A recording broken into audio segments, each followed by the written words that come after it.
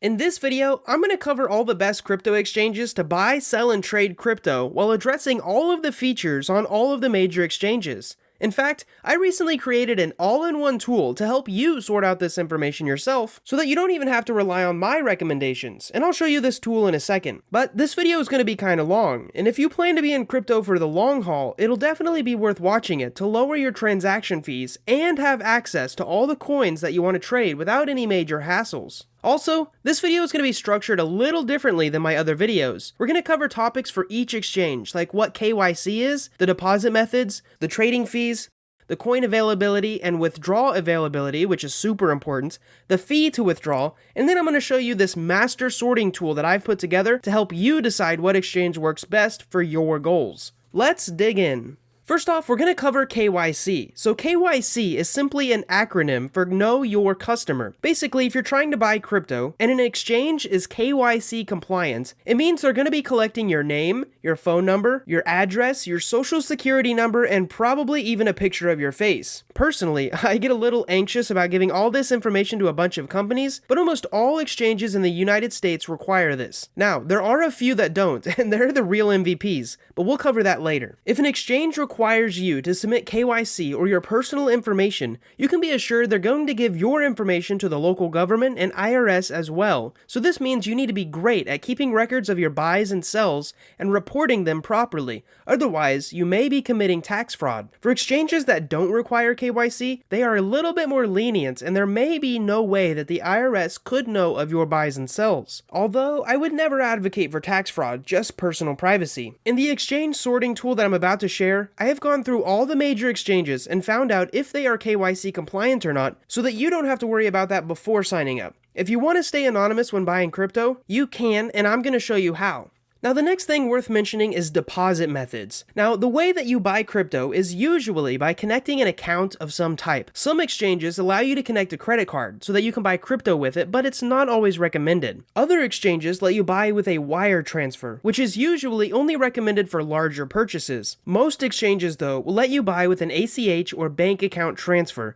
which is my own personal preferred method to fund my account with United States dollars. Finally, almost all exchanges let you deposit other crypto that you already have to be able to trade with. Now, these deposit methods don't matter too much, but it is really frustrating when you sign up to an exchange only to find out that you have to set up a wire transfer to be able to use it. And wire transfers are usually a bit more advanced and take more time to set up. While I'm on this topic, it is worth mentioning that most crypto exchanges will connect to your bank account in a special way. First, you will submit your account and your routing number, and then the company will deposit two amounts into your account. For example, maybe 51 cents and then 28 cents. And within the next few days, they'll ask you how much they deposited. And if you give them the right numbers, it shows them that you truly own that account, and then they let you withdraw money from it. It's kind of a hassle, but it's a one and done thing. The last thing worth mentioning on deposit methods is that most exchanges will let you trade your deposited money immediately, but won't let you actually withdraw your money or crypto until after a few days to make sure that your account can and will actually transfer the funds. The next thing I want to talk about is the trading fees, because trading fees are very important and they fall into two different categories. The first is the fee that you pay if you're buying or selling crypto at the market price. This is called the taker fee because you're matched with someone else who wants to buy or sell their crypto to you at that price. This type of trade is automatically transacted. The second type of fee that you pay is if you want to buy or sell crypto at a certain price, but nobody really wants to agree with your price yet, and this is called a maker fee. These types of trades aren't automatically transacted, but will be when someone else finally agrees. For example, I could say I want to buy Ethereum at $2 and I want to buy a whole bunch of it. If someone actually agrees to that, I will pay a maker fee, and then they will pay the taker fee. Wrapping this up, some exchanges charge really high rates, while others charge lower rates. But overall, most crypto exchanges are less than 1% for a trade, although usually it's less than half of 1%. To make it easier on you, I've actually added these fees into the best crypto sorting tool that I'm going to share in a minute, so that way you can see them very clearly. Next up, if we're trying to find the best crypto exchange out there, two things that are immensely important are coin availability and the ability to withdraw those coins on the actual network that they're supported. I went through all the top exchanges and put all of the coins they offered into a big spreadsheet, which works as the data that that I feed into the exchange sorter. Even more important is the ability to withdraw your tokens, especially on the network that they are on. See, blockchains are all different networks, and some blockchains let you have tokens on their network which could be representations of other coins. For example, Ethereum is its own network, but Ethereum is also a coin.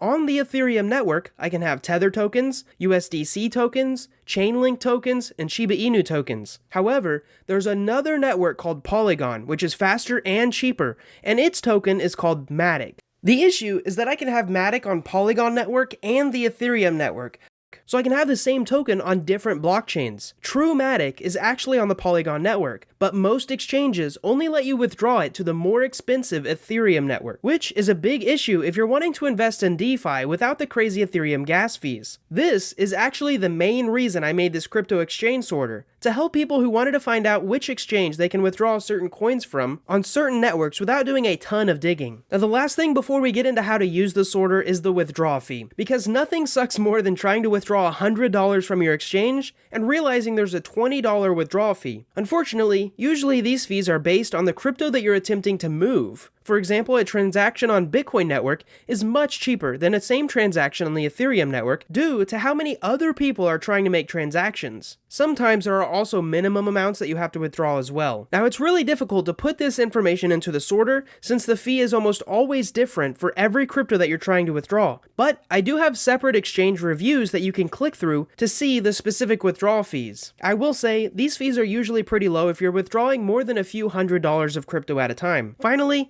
let me show you this tool and how to use it. Alright, in this little tutorial, I'm going to show you how to use this crypto exchange sorter that I've set up. So basically, there are a bunch of exchanges on here that you can see with a bunch of basic data that is quite important whenever you sign up to one of these.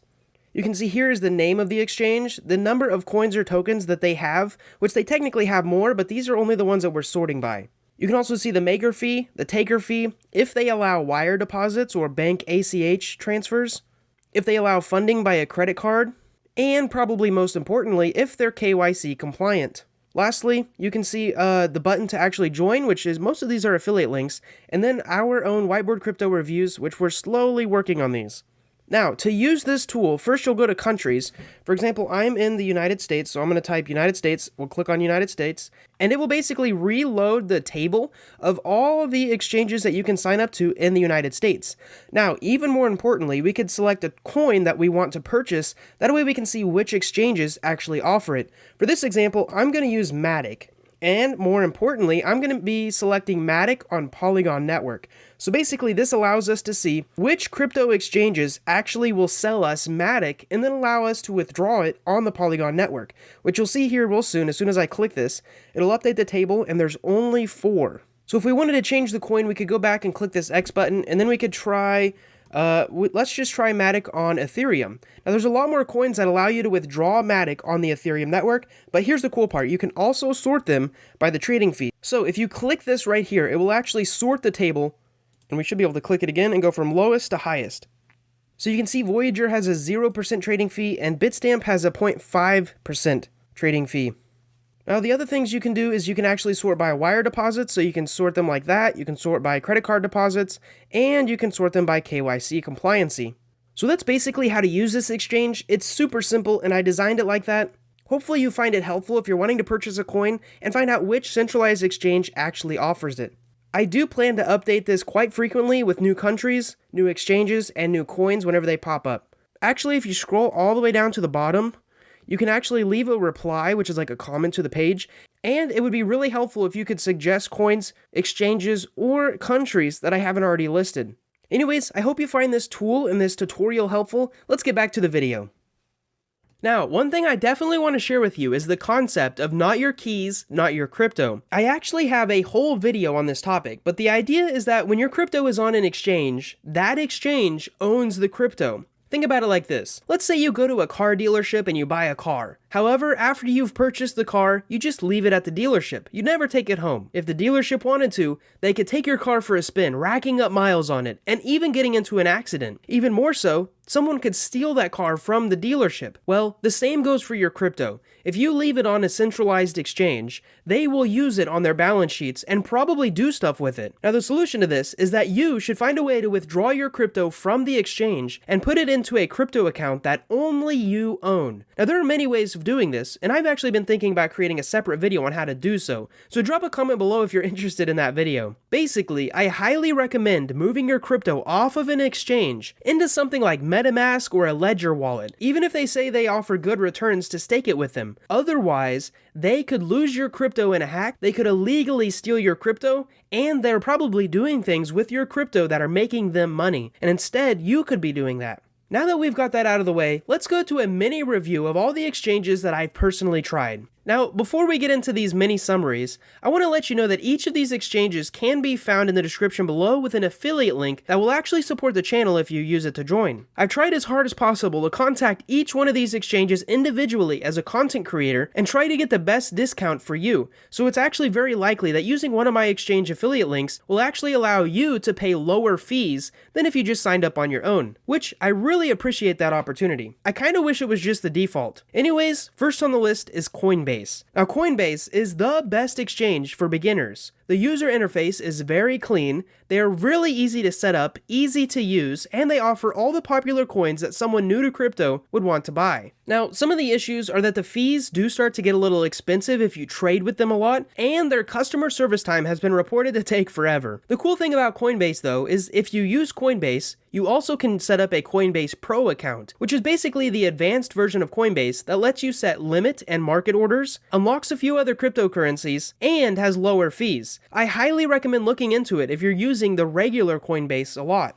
Next up is Binance. Now, Binance is a great exchange if you want to be a trader or have access to some features that Coinbase doesn't offer. They offer many coins and generally pretty low fees. And the last time I checked, you can actually lower your trading fees by holding a bunch of BNB in your account, which is basically a coin that they created. I'll also say their app is very well designed and useful. However, similar to Coinbase, the customer service at Binance isn't always the best. Next up is KuCoin. Now, KuCoin is my favorite exchange currently because they have really low fees, they don't have KYC, and you can trade one crypto to a ton of other cryptocurrencies on their platform. Not having KYC doesn't mean that you shouldn't be reporting your trades on the platform on your taxes, but it does mean that they do not have your information stored somewhere and that account isn't connected personally to you. I really like this. Now, the downside to this is that you can really only fund your KuCoin account with crypto that you've already purchased somewhere else. I use KuCoin all the time to swap from one crypto to another crypto. They also have a few other tools that Coinbase and Binance do not have. Next up is FTX. So FTX has pretty much the lowest fees around. It was created by someone who actually helped build SushiSwap, which is a decentralized exchange, so I'd like to think this exchange is rooting for real decentralization while playing nice with the feds. At this part in the video, I'm going to say honestly, if you live in the United States and you have a Coinbase, Binance, KuCoin, and FTX account, you can pretty much do anything you want. With these next exchanges that I'm about to list are just for extra features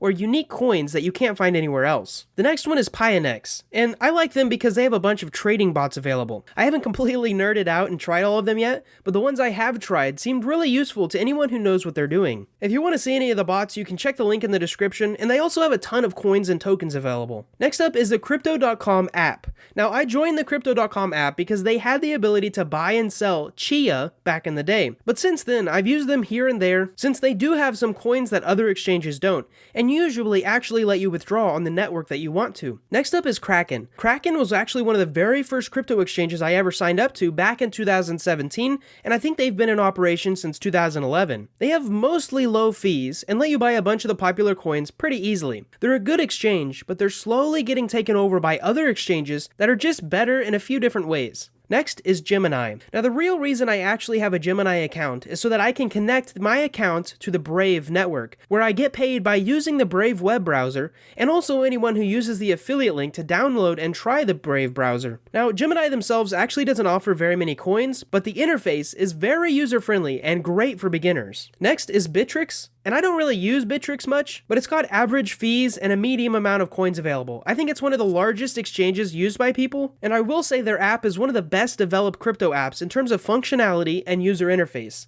Next up is Gate.io. Gate.io is really close to KuCoin in how many coins it offers. There are a ton. Plus the fees aren't that bad. It's just KYC. So if I had to pick between Gate.io and KuCoin, KuCoin would win because they're not taking my personal information. There seem to be many coins that you can only get on Gate.io, and that seems to be the most unique reason to join. Next up is Voyager. Voyager actually has 0% trading fees, but they do make their money by the difference in what they buy it for and what they charge you, which means they don't always offer the best market price. They are also KYC and really gaining popularity since their app's user interface is very clean and easy to use. The last one is WazirX. I haven't personally used WazirX, but almost everyone I know who buys crypto in India uses it, so it's very popular. Now, this is where the video ends. There are many other exchanges in the sorter, and there are especially even more that aren't on the sorter. But honestly, you're taking a bit of a risk when you sign up to less well-known exchanges. So I tried to put all the big name reputable ones on this list and the sorting tool. As we end this video, hopefully you enjoyed my little review and find the crypto exchange sorter tool useful if you use it. I spent way too long developing it, but honestly, I have so many other things in mind to develop, so what I learned from building this was totally worth it. Plus, I know it'll be well used, and it might even bring in some money in the next few years because of affiliate links. Thanks for watching this video, I really hope you enjoyed it, and most of all, I hope to see you in our next video.